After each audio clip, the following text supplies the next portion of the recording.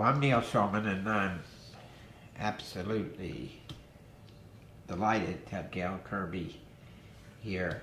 I met her a couple years ago at the Jimmy Carter Center. We were walking out the door and had attended an event, and she was talking about the crisis she'd been through relating to her son having PTSD, coming back from being in the military, and the horrendous situation that he had gone through. And she herself has had some interesting brain issues because she herself had an accident that made her forget that she was everything, including that she was married. Right. Tell us what happened. I was 5.5 months pregnant with my last child, and he's now 25. I was on my way home from work, and I'd worked way too much for a pregnant woman, and I'm not sure exactly what happened, but I ran off the road, tried to get back on the road, went into a spin and spun into a GMC Jimmy, and then went down an embankment. And when I crashed at the bottom of the embankment, I busted the passenger's door open with my head. And at the time, they called it a closed head injury, which meant that there wasn't any physical bleeding or anything, but there was a trauma to my brain. And I was in a coma for several days, and then when I came out of the coma, I didn't have any memory of my life prior to that moment. I didn't remember that I had a 2-year-old and a 4-year-old at home. I didn't remember that I was married to the most wonderful man in the world. I didn't remember anything at all about my life, my job, even how to walk, talk, eat, or anything. Well, I had to learn all that, and I did, with the help of my husband and my family and my kids. And since you forgot that you were even married, right, you all decided to have a wedding again. Actually, the doctors had told my husband that it would be 1.5 to 2 years until my memory came back. And we waited as patiently as we could, because it's a hard thing. I even had the baby during that time, and I didn't even realize that I didn't even really know what pregnant was. But had the baby, and time went on, and the memories didn't come back. So thankfully, he enjoyed the first 5 years of our marriage enough that we renewed our vows. And he allowed me to plan a little wedding. And by the time we got it all together, we got married. We remarried on one day before our 8th anniversary. Dusty was 7. He gave me away. And Destiny was 5, and she was my maid of honor, and Daniel was 3 by this time, and he was the best man. And it was an amazing event. So the irony is, here's a woman who actually had some brain trauma herself, and here I am listening to this fascinating story outside the Jimmy Carter Center, and then she starts telling me about her son and the trauma he has gone through and what his life has been like coming back from the war and not being able to function in a way where he could live a normal life.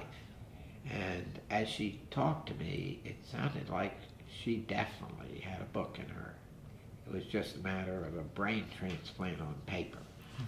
So I chatted with her about that possibility, and pow, she started working on it. Tell us about it. It was exciting to think that someone outside of my family would be interested in what we were going through. Yeah, my son, he had, prior to meeting Neil, and the reason that we met Neil actually is C.J. Chivers, the reporter that reported on my son while he was in Iraq, was there for a book signing of his book that he had released, The Gun. And so it was pretty exciting that someone outside of our little town, outside of our home, would be interested in it. So I did. I started writing. And at the time, I was only writing about my son's time in the service. And I I know now that I had no idea. It was intriguing that we both had a memory loss. Well, not a memory loss. We both suffered a brain injury. But the part that I've learned since then is that when I tell people that I have a memory loss, they're sad, and it makes them kind of sympathetic to me. You lost all your memories. But I think the saddest part is my son does have a TBI, which is considered a traumatic brain injury, the same as mine. But there are so many kinds of them and so many effects from them. Mine, no, I don't remember the first time I married my husband, and I don't remember falling in love with him the first time, and I don't remember the first time I saw my children, and I don't remember my dad because he died shortly after that. But my son has the absolute other side of that. His traumatic brain injury allows him to not only remember the trauma, but he lives it every single day over and over and over and over and over. And I hate that. I hate it for him. And one of the first phone calls I got after he got shot was when he was reassuring me that he did remember. He remembered us, his family, because he knew I was going to think about that. Oh Lord, will he remember us because of everything we'd already been through? And he wanted me to know he remembered. He couldn't speak. He was shot in the face, so he wrote milkshake, and I thought that meant he wanted a milkshake. Well, what it actually meant was, because of my brain injury, I didn't know how to cook. I didn't remember how to cook for them. The only thing I knew how to cook was chocolate milkshakes. And I would do the chocolate ice cream and pour the milk in, and he wanted me to know that he remembered. And I might would trade with him because it would make it easier for him. But when you forget stuff in a brain injury, you forget everything. So it's kind of a trade-off. I don't know. So all we can do is learn to live with his situation like we learned to live with mine. What's the title of your book? Originally, it was, I had gone through several different titles for it. How did this happen? Our family's journey, those kind of things. But I changed it just recently. My husband and I were having a conversation, and we were having a conversation with someone else, and he made the most profound statement. He was describing when Dusty was little, and he would have to get on to him because Dusty wasn't always the most pleasant child. When he would do something wrong, his dad would say, "Okay, go to timeout and just give me 10 minutes. And then my husband, when we were talking about the fear every single day that Dusty may not be able to react in that split-second decision, the only thing he wanted him to do was give us 10 minutes. Just give us 10 minutes to change your mind. And that is the title of my book now. Just give us 10 minutes. And the sad reality was, here was somebody who's a patriot who was putting his life on the line. And then he suffers as a result of that, comes back to the United States, and the support for him and the support for so many people like him is such a big problem. It's such a big problem that many of these veterans are homeless. Many of these veterans live lives that are so traumatic that even well-meaning people who work at Veterans Administration hospitals and want to help these people, they need additional input from somebody like Gail. And Gail has connected with some incredible people and put on events at a global health and humanitarian summit, which we've had in Atlanta, and gotten such traction from this that not only is she an author, not only is she an organizer, not only is she a mother who knows this story backwards and forwards and really understands it, but she's really beginning to get tremendous national attention. Tell us about this guy named Bush. Well, that all came about because of the last 9 months. When I lost my job, like you said, I participated in the Health and Humanitarian Summit in Atlanta. And prior to that, we didn't know exactly where we needed to go because we weren't Dusty's dependents, and we were just his mom and dad and his brother and his sister. So we didn't know really where to go to learn about how to help him. We struggled and we fumbled and we messed up a lot.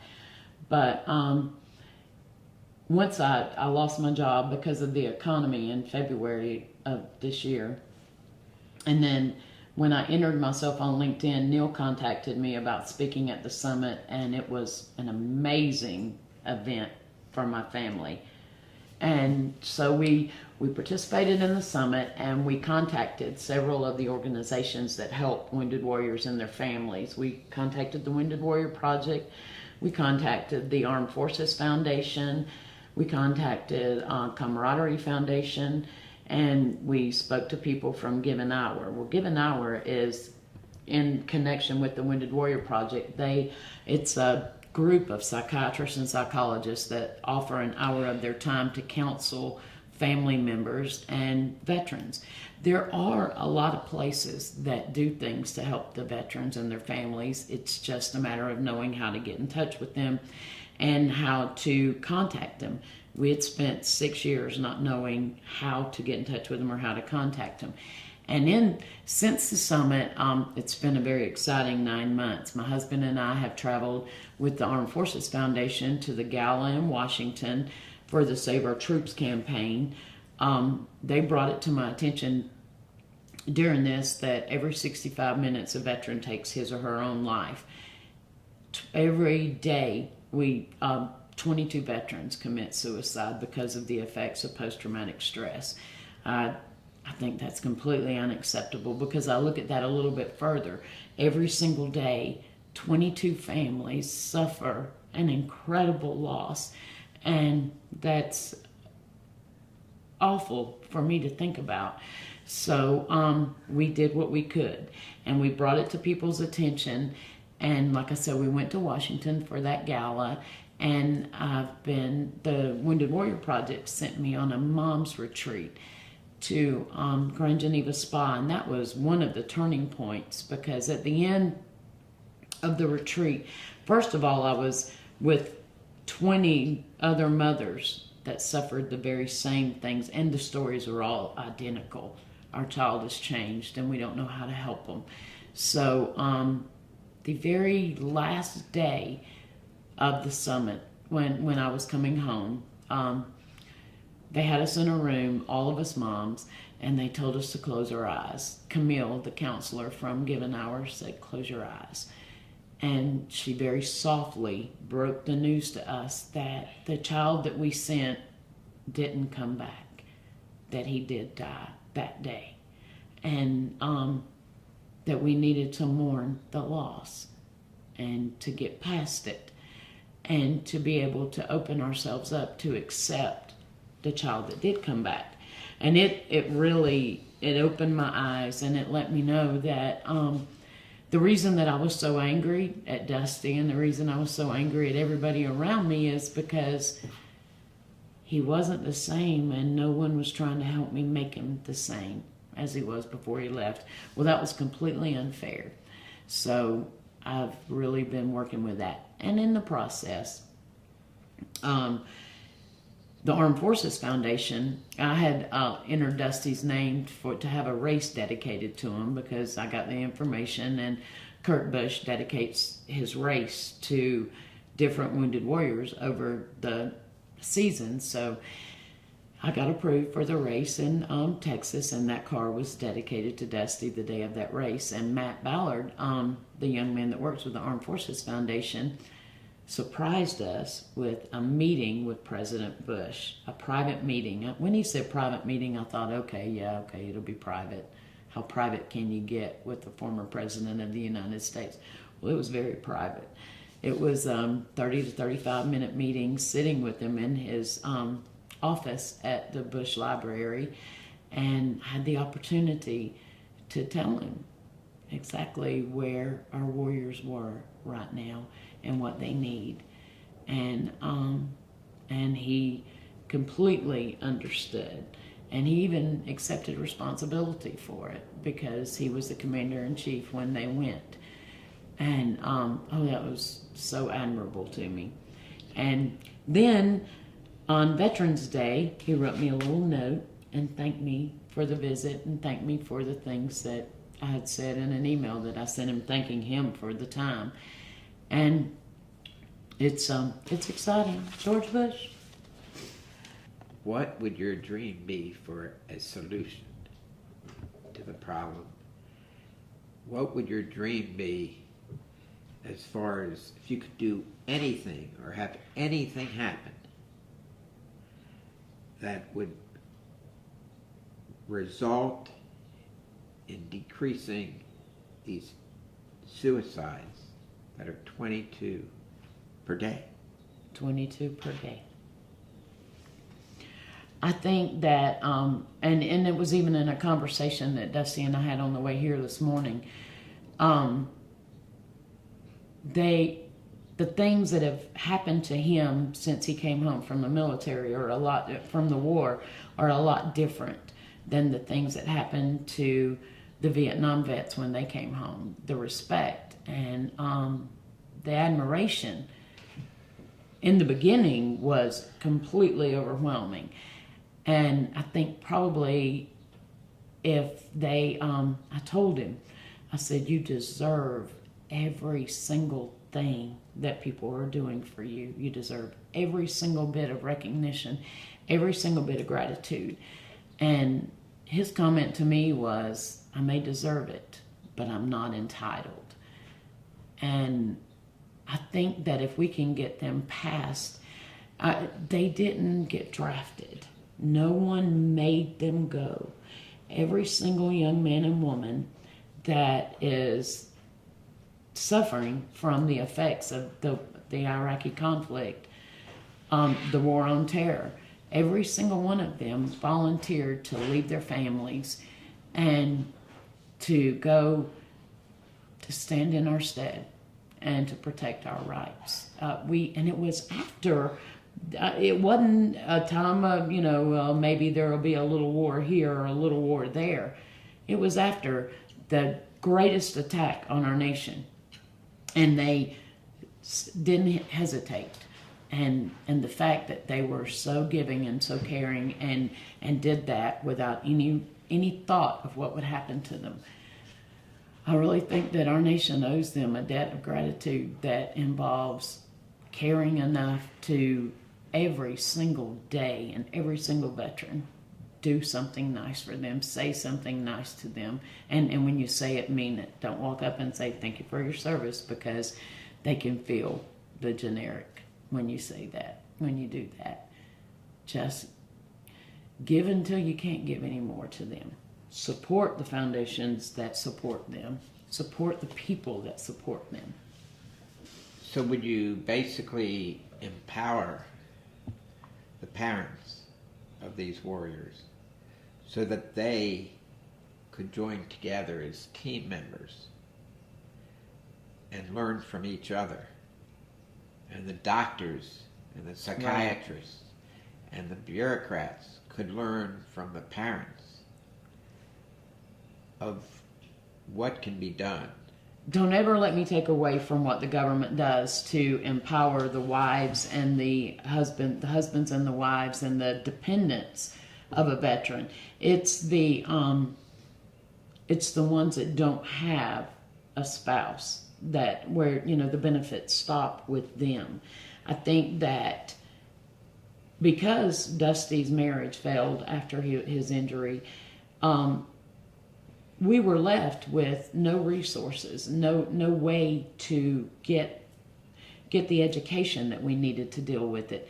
We've made so much progress in the last 9 months, and it's only because, the situation is the same. He is still shot. He still suffers from post-traumatic stress, and I'm still a grieving mom. My husband is still a father trying to hold his family together, and in the most awful times, his brother and his sister are still the ones that get whatever's left of the two of us at the end of the day.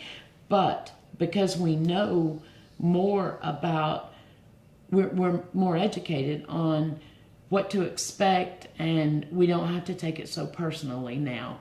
And we know exactly what post-traumatic stress is. And that's probably my fault that I didn't know enough. But I didn't even know enough to know I didn't know enough. When Dusty was in the hospital, during the 7 weeks that we spent at Bethesda Naval Hospital, and we had everything at our disposal. It was amazing the way that they took care of our family after he was injured. Well, I will never forget it as long as I live. His wife came out of the room and she said, well, they say he has PTSD. And I was like, what? And she said, post-traumatic stress disorder. And I felt like that was a label that was being put on him, and I didn't want that to happen. And I was like, no, he got shot. Of course he's upset. Of course he's irritable. Of course he's insecure. He does not have PTSD. And I can't help but think that if I had accepted it at that moment while I was spending those 7 weeks with these wonderful people, that I would have been able to gain a better understanding about it. But I didn't even know that it was a real thing and that it was really going to be living inside of my family. So that was a bad mistake. But if anybody can learn from it, and if anybody can get the message, any mom, and the war's still going on, and there's still wounded soldiers coming home, if they can just know that you got to grab onto every single bit of knowledge that you can about it, it'll make your life so much easier.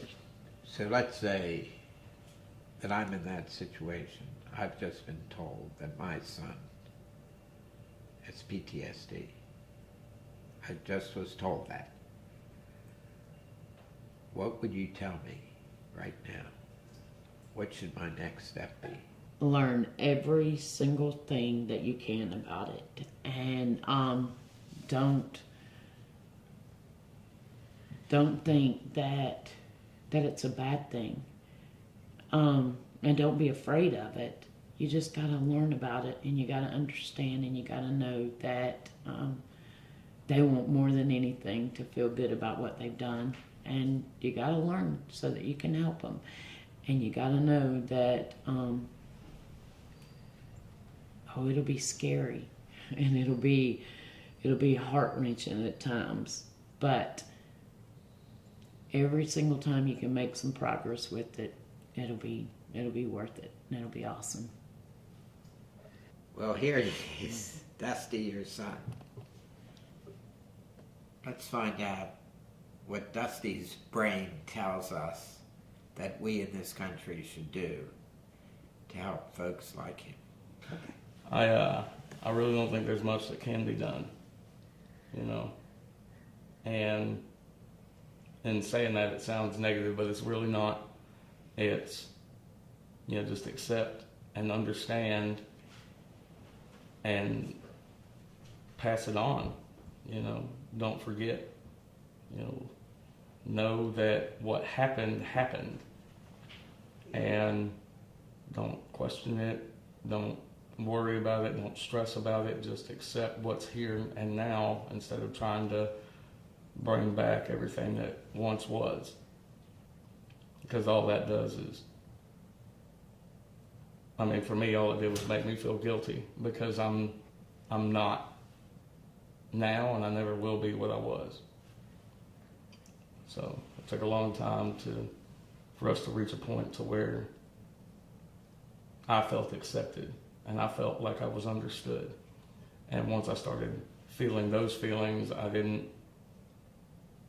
carry a weight of expectation. And when I wasn't carrying a weight of expectation, I was really able to grow as a person and expand on the new me and make the new me the best that I could be. Are you a psychiatrist? No. I've seen plenty of them though. You know. But have they heard you say what you just said? Yeah. Have you advised psychiatrists relating to this situation and how they should handle folks like you? They don't listen.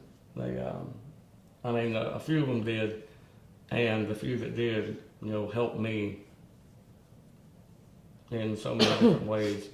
The few that did listen helped me in so many ways, and I can't thank them enough because, they provided a pathway for me to walk that, led me to where I am today.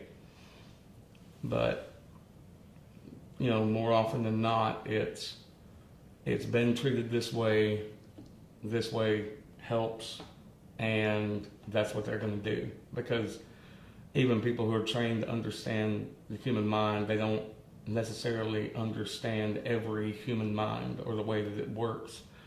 And it's like, look at it like a car, right? If a car gets totaled, and you take it to a mechanic, they say, it's not worth fixing, it's totaled, wreck it, but what if they couldn't do that?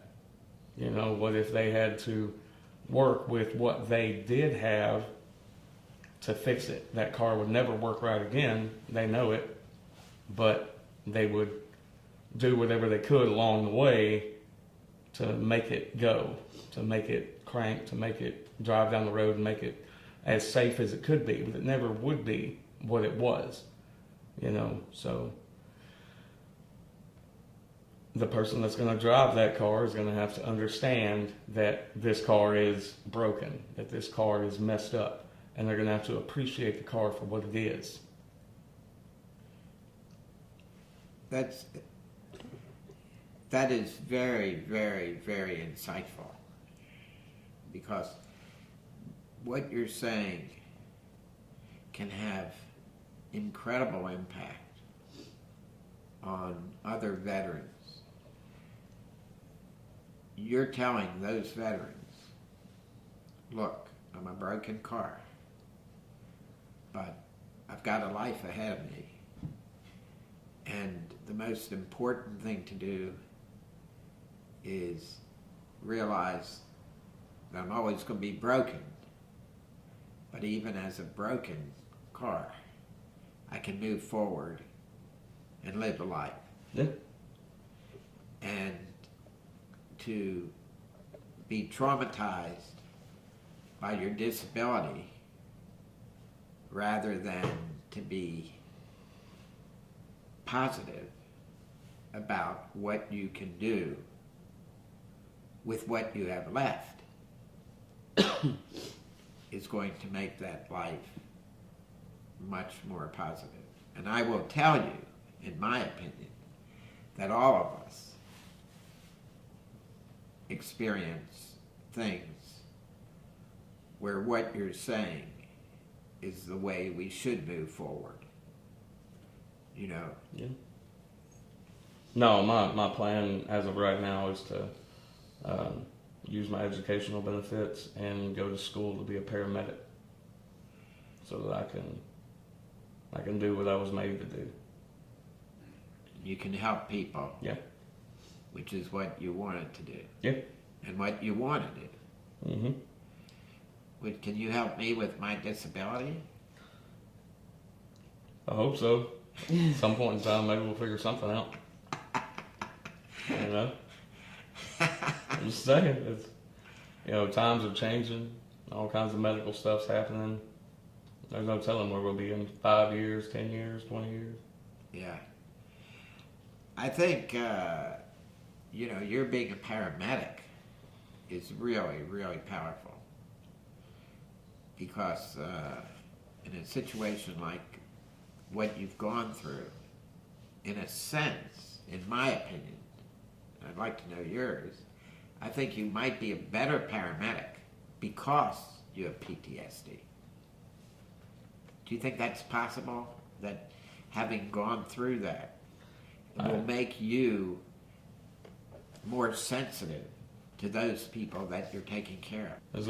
As far as an empathetic perspective goes, when every wall you have gets broken down, and you're open and you can reach out and touch people and feel what they're feeling, then, the drive is definitely a little bit more intense.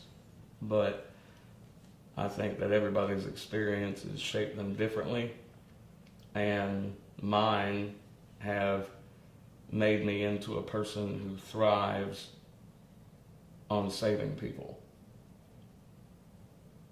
And when I can do it, I'm okay. When I have a hand in it, I feel like I'm doing something. But when I'm just sitting there hearing about it, wishing I could do something, it tears me to pieces. So I think that just being who I am really is what's going to make me a good paramedic. Well, we're probably, I think I can speak for both of us, we're very determined now to make sure that people know there is a way to cut out those first 6 years. If the moms and dads and the brothers and the sisters will just accept it. And that doesn't mean that you have to accept every single part of it and think that it's okay. Going through what I went through, didn't give me license to be an asshole, and I didn't make anything easy for anybody. But just because we felt like we deserved for him to show us respect, it certainly didn't give us permission to expect it every single day. And we really should have, I told him repeatedly, I love you, I am your mother. Well, look, when he was a little baby and he couldn't understand what I was trying to make him understand at that moment, I didn't continue to scream at him at the top of my lungs, and be so mad all the time. We did our faults too. But you gotta, when you are welcoming them home, you're welcoming. Somebody sent me an email in the midst of everything, of all the confusion, and my heart was broken for 6 years. I was working 70 hours a week, 60, 70 hours a week, and I said I was doing it for the family, but I was probably doing it more to just have a reason to run from it. But a friend of mine sent me an email in the middle of it, and it was just one of those forward things, and it was a letter from a Marine that, sent his mom a note saying, well, I'm coming home. Can I bring my friend? He's missing an arm. And the mom was like, sure, bring your friend. He's missing an arm. Well, I really didn't tell you the whole truth. He's missing both of his arms. Well, we can still get past that. Come on home. Bring him home with you. Next email was, Mom, what if he's missing both of his legs as well? And she was like, well, that's a little more than I can handle. Maybe not. If he's missing both arms and both legs, maybe you shouldn't bring him home. I don't think I'm ready for that. Turns out it was him. And, he said, you're right, you're not. And, he took his life. And it was just a scenario of people making up, trying to make us realize that they're coming home. And they're coming home with physical injuries, emotional issues, and at the very least, a change in attitude, a change in the way that they felt. when they left here. And are we willing to accept it? Well, I said yes for 6 years, kind of half-heartedly, but now I not only accept it, but I'm making every effort to understand it and to learn everything I can about it.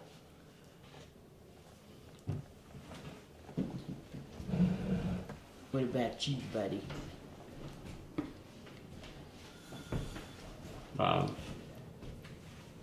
You know, I don't really have anything else to say. You know, it's a lot, and it's not something that you just do, because it's not something that comes natural. You know, loving your child, you know, is natural. You know, because you're going to love that child, you're going to have dreams for that child, and everything's going to be awesome for that baby, because you're going to protect it, and you're going to take care of it, and you're going to feed it right, and it's going to get fat, and it's going to get skinny, and it's going to get fat, and it's going to get skinny, and then it's going to grow into a person. And that person is going to go out into the world and do something awesome, but it doesn't always happen that way. And, you know. So we redefine awesome. Well, love is natural. You know, acceptance is not something that human beings are built to do. You know, so you really got to step outside of your box and just wrap your head around it. And it's really not that scary on the outside of that box either. It really isn't. Once you get there, you're okay. Yeah. Yeah. I think that there are situations, obviously, where people, and I know a veteran in this situation, don't have family members and are pretty much alone for one reason or another. What do you think we should do for them? That's when it's on the community. That's when it's on the neighbor, you know, to wave and say, hey, or, you know, to invite them over for Thanksgiving or something like that. You know, when Veterans Day rolls around, you know, put a flag out and, you know, tell them, you know, hey man, I was thinking about you today. You know, it's, if they don't have anybody, they need someone. It will take a nation, won't it, son? You know, I'll be that guy. You know? Do you think it would be valuable in having communities where veterans who were in that type of situation could bond and live together? You mean like ready-made homes or something, like a veteran trailer park? In the rural area? I don't think that'd be beneficial at all, because we need our time away from all of that stuff too. You know, it's all well and good to, you know, to be around people and to be doing things and to have good friends and stuff, but it's going to wind up, you know, somebody's not going to agree about something, and then it's going to cause all kinds of discontent, and then there's going to be divided, and then when it's divided, you know, these 4 trailers over here, those 4 trailers over there, they're going to be hating on each other, and eventually it's just going to turn into something stupid. There needs to be, you know, they need to go where they're comfortable. They need to go where they're comfortable, not be surrounded by a bunch of other people just like them. So, if somebody doesn't have family members, the best thing would be for them to, for us in this country, to have people who would almost like adopt them. I think it'd be just as simple for a neighbor to notice that that guy's car hadn't moved in 3 days, and to knock on the door with, you know, a bag of potatoes, whatever, you know, hey man, can I borrow your lawnmower? You alright? Notice your car hadn't moved in a few days. You know, just so many times it just seems like the world is moving. You know, we're just sitting still. So just take a minute. Take a minute. You're going to smell a rose? Take a minute and talk to a veteran. if more took a minute Yeah. to speak to a veteran, then they're helping them more than they can imagine. It's not like just waving to a regular neighbor on the street. No. You're really actually helping that veteran yeah. in ways you can't imagine. Tell you what. Reduce the judgment on them. I'm not saying let them get by with stuff, but don't just be so quick to say, yeah, he has that PTSD. Everybody has something that makes them react in a way that they might not be proud of all the time. What are the worst experiences you have now with your PTSD? Whenever I hear about friends of mine that kill themselves, And then what happens to you? What do you do? I just get covered in darkness. I think about all the times that they called and I missed a phone call and tried to call back. I think about all the times I was awake and I got phone calls and they were screaming at me about answers that I couldn't give them. And I feel like I could have saved them, but I didn't. Either because I wasn't there or because I didn't answer a phone call or because I didn't say the right thing at the right time. Yeah. And your sensitivity that way and your self-reflection, you can learn, I think we all can learn that way. And in medicine, you do make mistakes. And I think you could give a good lecture to doctors. Have you ever thought of lecturing to doctors? I have. I have not thought about it. I have. You've actually lectured to doctors? Yeah. There's been several things I've had to go to that would, where I would provide, integral insight to what was going on and how they would deal with people like me and like my friends, and they'd take me down there because of my medical training and my medical background and the fact that I would be a bridge between the two. So indirectly, your own trauma has made you a good advisor Yeah. to people who want to help people Yeah. like you, but haven't been there. Right. That is awesome. Yeah. That is really, really awesome. And it's people like you who can teach us in medicine how to better practice with patients like yourself. Yeah. That's the plan, right? That's what all this is for, right? Absolutely. So that's why I'm here. That's really, really powerful. You've got a doctor who never went through medical school. Oh, I know.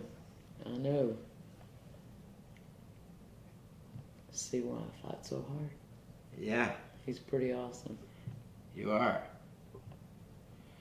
I'm just me. Just like his daddy.